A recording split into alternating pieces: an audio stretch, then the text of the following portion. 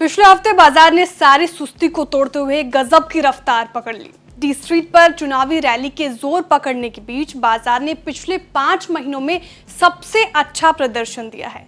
Nifty 50 और Sensex ने अपनी रिकॉर्ड ऊंचाई फिर से हासिल कर ली है और इस सप्ताह लगभग 2% की बढ़त हासिल की, जो 3 महीनों में उनका सबसे अच्छा सप्ताह रहा है।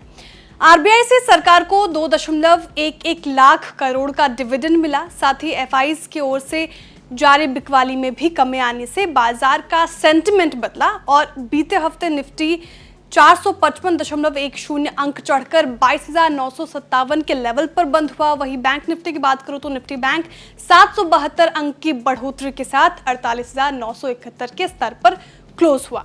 सेक्टर स्पेसिफिक बात करें तो सारे ही सेक्टर्स हरे निशान पर बंद हुए हैं।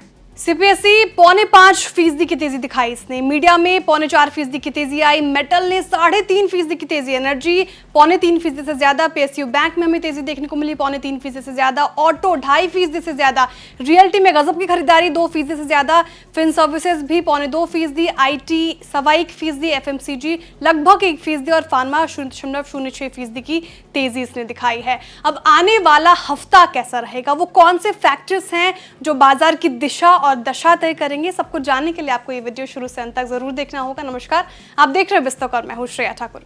आने वाले सप्ताह में निवेशकों की नजर फाइनेंशियल ईयर 2023-24 के जनवरी-मार्च तिमाही नतीजों के अंतिम बैच पर होगी।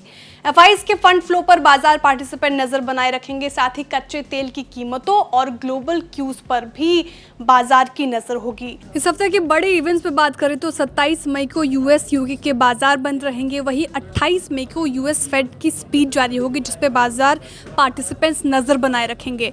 29 मई को यूरोजोन के बेरोजगारी के आंकड़े आएंगे, जिसपे बाजार की चाल निर्भर कर सकती है। 30 मई को यूएस के Q1 जीडीपी आंकड़े आएंगे, जिस पर बाजार की नजर रहेगी। वहीं 31 मई को भारत की Q4 जीडीपी आंकड़े आएंगे, जिस पर बाजार पार्टिसिपेंट्स नजर बनाए रखेंगे। बाजार चौथी तिमाही के अर्निंग सीजन के अंतिम पड़ाव पर पहुंच गए हैं और Tata steel, PTC India, Reliance capital, Apollo hospitals जैसी बड़ी कंपनियों के नतीजे इस सप्ताह दस्तक देंगे। एफआईज और डीआईज के एक्शंस पर बात कर लेते हैं। अब तो बाजार में स्ट्रॉन्ग सेंटिमेंट्स बनने से विदेशी संस्थागत निवेशकों ने अपनी बिकवाली का सिलसिला काफी कम कर दिया है। हालांकि पिछले सप्ताह 4 में से 3 सत्रों में एफआईज ने बिकवाली की है, लेकिन पिछले सप्ताह एफआईज ने 1165.54 करोड़ शेयर बेचे हैं। वहीं डीआईज ने पिछले हफ्ते कुल 6977.71 करोड़ की खरीदारी की है। तेल की खेल पर अब बात कर लें तो पिछले सत्र में कच्चे तेल की कीमतों में लगभग 1% की वृद्धि हुई है, यानी बढ़ोतरी हुई थी। लेकिन मजबूत यूएस मैक्रो इकोनॉमिक्स डेटा के कारण ब्याज दरें लंबी अवधि तक ऊंची रहेंगी, जिससे फ्यूल की जो मांग है उसमें कमी आएगी। इस चिंता के कारण पूरे सप्ताह गिरावट आई और कच्चे तेल की कीमतों में पिछले सप्ताह लगातार 4 सत्रों में गिरावट आई है, जो 2 जनवरी के बाद से सबसे लंबी गिरावट दर्ज की गई। अभी तेल $82.16 प्रति बैरल के स्तर पर है। अब बात करते हैं आईपीओ के मोर्चे पर। तो आईपीओस के मोर्चे पर मेन बोर्ड सेगमेंट में इस बार शांति छाई रहेगी। मेन बोर्ड सेगमेंट में अगले हफ्ते कोई आईपीओ दस्तक नहीं देगा, लेकिन एसएमई सेगमेंट में इस बार 5 नए आईपीओस आएंगे। विलास ट्रांसकोर का आईपीओ 27 मई को दस्तक देगा। वहीं बीकॉन ट्रस्टीशिप का आईपीओ मई 28 को दस्तक देगा।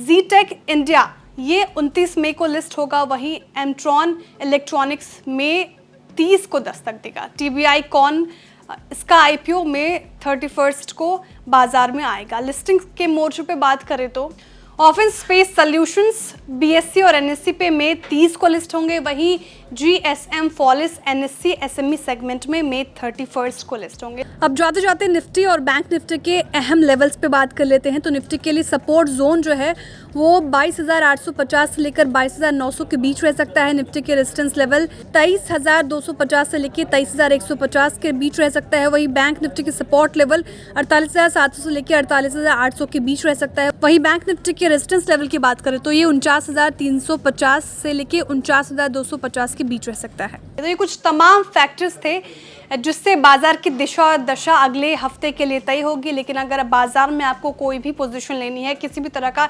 इन्वेस्टमेंट करना है, तो अपने सभी रजिस्टर्ड फाइनेंशियल एडवाइजर की सलाह लेना ना भूलें। आपको ये जानकारी कैसे लगी कमेंट करके जरूर बताएं। वीडियो को लाइक करें, चैनल को सब्सक्राइब करें और देखते रहिए बस तक।